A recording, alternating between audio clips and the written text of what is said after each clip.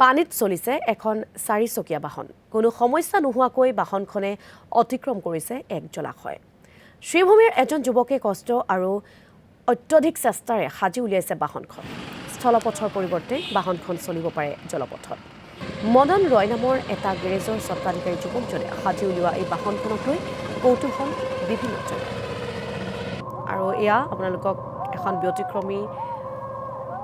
বাহন দেখুৱাই আছো পানীত চলিছে এই চাৰিচকীয়া বাহনখন আৰু কোনো সমস্যা নহয় কোনো সমস্যা নোহোৱাকৈ বাহনখনে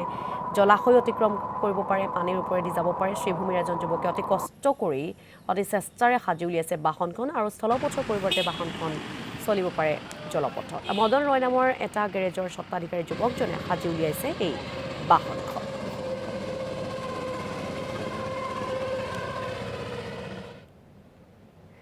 এটা প্রায় 1 বছর হয়ে যায় এটা আমি কাজ চালাই আর